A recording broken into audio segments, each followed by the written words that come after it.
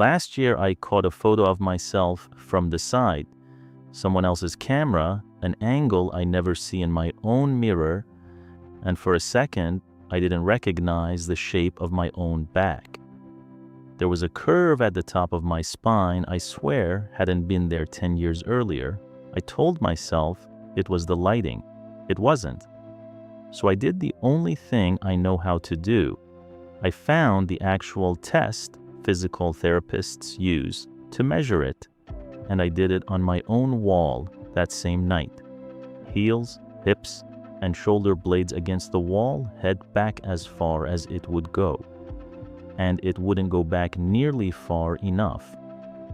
I measured the gap between the wall and the bony bump at the base of my neck. It was real. It was there. And it turns out that gap isn't just a cosmetic thing I'd been quietly making peace with. A study that followed 1,353 older adults found that people with more of that curve had a meaningfully higher risk of dying during the years researchers followed them, even after accounting for bone density and other health conditions.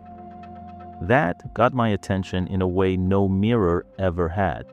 So today, I'm showing you the exact test I did on my own wall, what the number actually means, why this curve creeps in quietly after 50, and the specific exercises tested in a real clinical trial that started pulling mine back. Welcome back to Well Past 50, where 50 and beyond is a second athletic peak worth training for, not a decline to be managed quietly. Nothing you hear on this channel is guesswork. Every claim is backed by real, cited research, linked in the description, so you never have to take my word for it. This is the next chapter in our self-test series. We've already covered leg power, balance, grip strength, heart recovery, and aerobic stamina. Today's is different because this is the one I actually did on myself out of a moment of genuine surprise, not just because it was next on a list. Here's the shape of the next 23 minutes. First, the exact test, the same one physical therapists use, done on your own wall in under 2 minutes. Second, why the number actually matters, including that mortality research I mentioned, and the honest limits of what it can and can't tell you.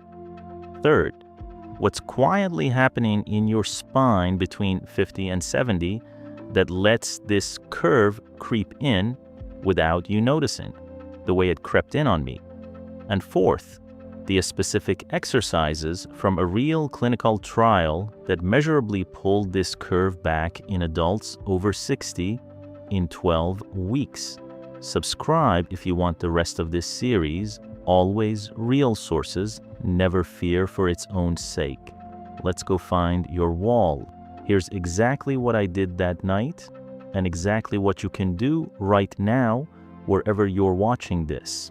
You need two things: a clear stretch of wall and a ruler or tape measure. That's it. Step 1, find your spot. Stand with your heels, your seat, and your upper back against the wall. A totally normal standing position, nothing forced yet. Step 2, this is the part that matters. Keeping your chin level, gently bring the back of your head toward the wall as far as it will comfortably go without straining your neck or forcing it. If you have healthy, flexible posture, the back of your head will touch the wall with your chin still roughly level. For a lot of us over 50, it won't get there, and that gap is the whole test. Step 3, find the bony landmark. Run a finger down the back of your neck, along the middle, until you feel a bump that sticks out noticeably more than the ones around it. For most people, that's the 7th cervical vertebra, C7, the base of your neck where it meets your upper back. That's your measuring point, not your head. Step 4, Measure. With your head back as far as it comfortably goes, have someone measure the horizontal distance from that C7 bump to the wall, or measure it yourself with a hand mirror and a ruler held level. Write the number down in centimeters. Now, how do you read it? This is the part I want to be completely straight with you about, because it's different from some of the other self-tests on this channel. The measuring principle, distance from the spine to a flat reference line, comes from an instrument called a flexicurve, which researchers have validated against actual spinal X-rays and found it tracks well with the real radiographic curve of your thoracic spine. The wall and ruler version you just did is the practical, at-home cousin of that same principle, the version physical therapists commonly walk patients through.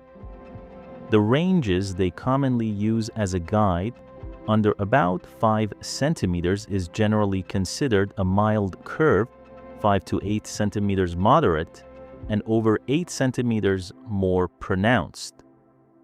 I want to be honest, those exact cutoffs come from clinical practice and physical therapy guidance, not from one single study validating this precise home version to the centimeter. What the research does solidly validate is the underlying idea that this kind of measurement reflects your real spinal curve, and that your real spinal curve is something worth knowing. Mine, that first night, was just over 6 centimeters, not catastrophic, not nothing either. And that number, whatever yours turns out to be tonight, is the starting point for everything else in this video.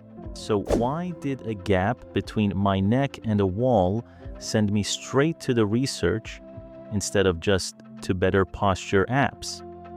Because this specific curve, doctors call it hyperkyphosis, you probably know it as a dowager's hump or a rounded upper back, has been studied in a way that goes far beyond how it looks in photos. In 2004, a study published in the Journal of the American Geriatric Society followed 1,353 older adults from the Rancho Bernardo study, a long-running community health study in California. Researchers measured each person's spinal curve using the flexicurve method, then tracked who was still alive years later. The finding: for every standard deviation increase in the amount of curve, the risk of dying during the study period rose by 14%. And in women, even after statistically accounting for bone density, existing vertebral fractures, and other major health predictors, the risk per standard deviation stayed at 15% higher. That's not a study about how your back looks. That's a study about how long you live, and your spine's curve showed up as an independent piece of that picture. A separate study following older women over time as part of the study of osteoporotic fractures found something just as practical. As their spinal curve got worse year over year, their risk of breaking a bone somewhere other than the spine, hip, wrist, arm, went up too, independent of their bone density. In other words, this isn't only about the spine itself. A more curved upper back changes your balance, your center of gravity, and how your body catches a stumble, which is exactly the kind of thing that turns a trip into a fracture. Now, the honest caveat, the same kind I try to give you on every self-test video. A gap of 6 or 7 centimeters against your wall tonight is not a diagnosis, and it's not a countdown. These are population-level findings, patterns across hundreds or thousands of people followed for years, not a prediction about any one individual, including me.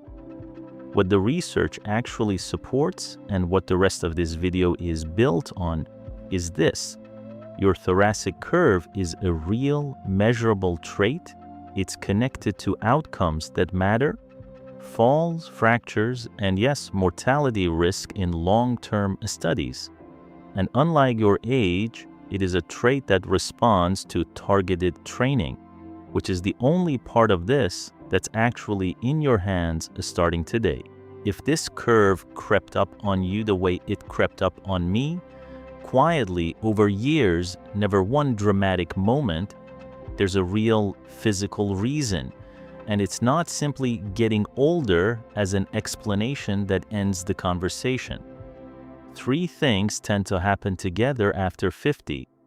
First, the muscles that hold your upper back upright against gravity all day, the ones between your shoulder blades and along your spine, gradually weaken if they're not specifically worked, because daily life rarely asks them to do their job against real resistance.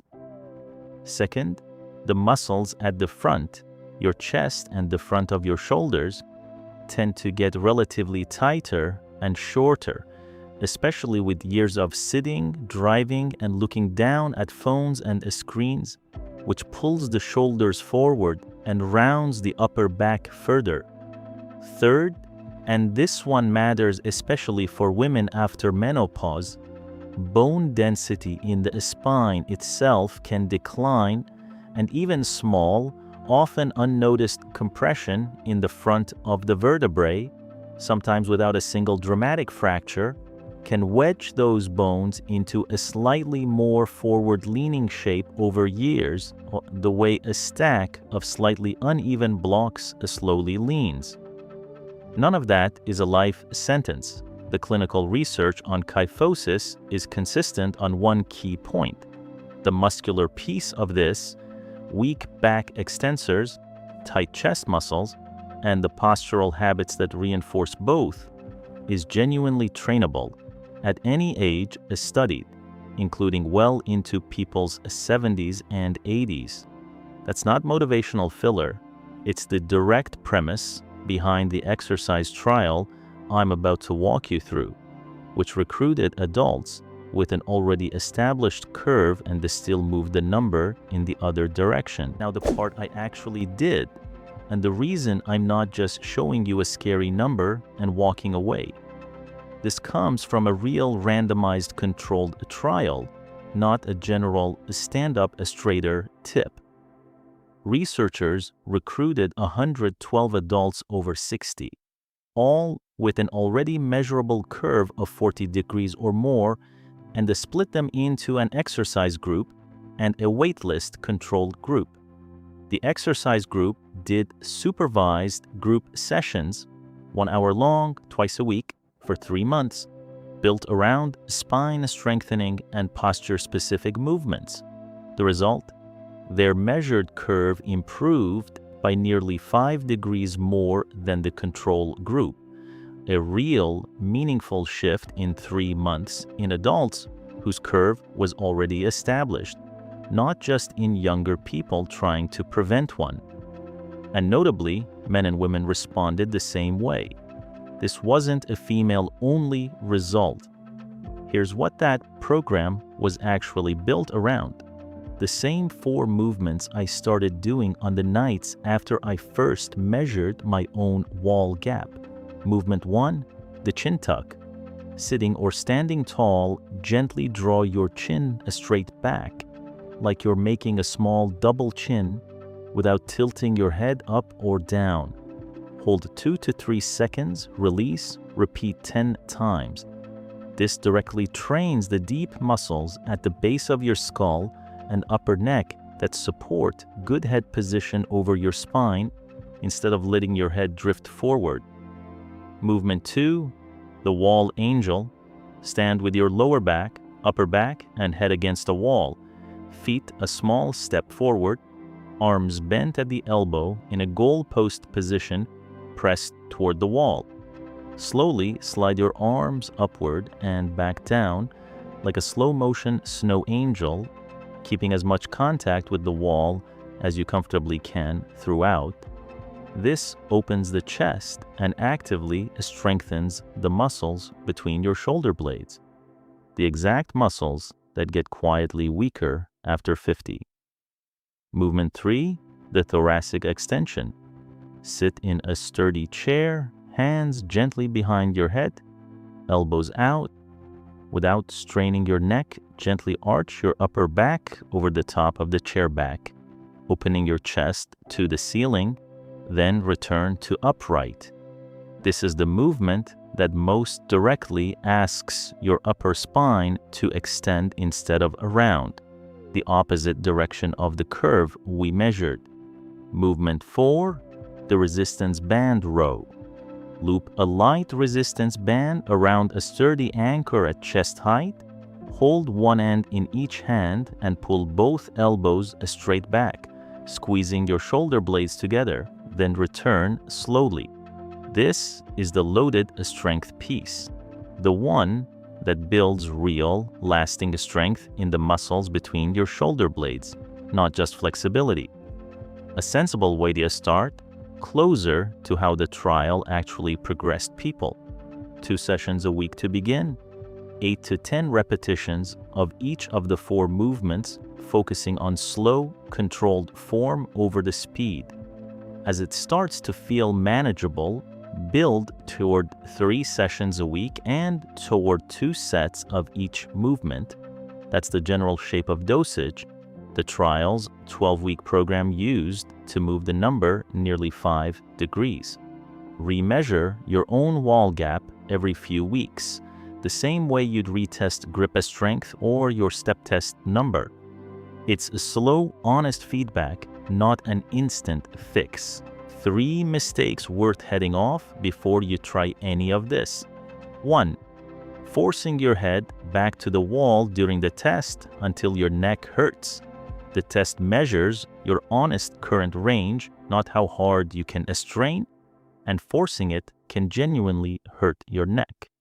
2. Doing the wall angel or thoracic extension fast and jerky instead of slow and controlled. This is a mobility and a strength pattern, not a stretch you bounce into, and rushing it both reduces the benefit and raises injury risk. 3. Skipping the resistance band row because it feels like the hard one. That's the movement building real strength in the muscles between your shoulder blades, not just flexibility, and the trial's results depended on the strengthening piece, not a stretching alone. A quick, honest safety note: this is educational content, not medical advice. If you have known or suspected osteoporosis, a recent vertebral fracture, acute back pain, a recent spine surgery, or balance issues that make standing against a wall unsafe, talk to your doctor or a physical therapist before trying the test or the exercises. Some of these movements need modification, not elimination, for those conditions. Stop immediately if you feel sharp or acute pain, as opposed to the normal, mild muscle fatigue of a new exercise. Let's bring it together.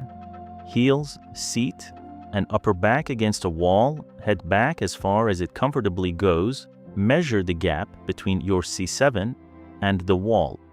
That gap reflects a real, measurable curve in your upper spine, one that a 1,300-person study linked to mortality risk and a fracture study linked to broken bones beyond the spine. It creeps in after 50 through weak back muscles, tight chest muscles, and small, unnoticed changes in the front of your vertebrae. And a randomized trial of 4 targeted movements twice a week pulled that exact curve back by nearly 5 degrees in 12 weeks in adults over 60 who already had it. No fear, no permanent verdict. Just a number you can measure tonight on your own wall and start moving in the other direction. Do the wall test tonight. Heels, seat, upper back against the wall, head back, measure the gap to your C7, and tell me your number in the comments along with your age. I'll go first. Mine was 6 centimeters the night I filmed this. No judgment, just your honest starting point. same as everyone who's already shared their grip strength, balance, and step test numbers. Subscribe to Well Past 50 so you don't miss the rest of this self-test series, and I'll see you in the next one.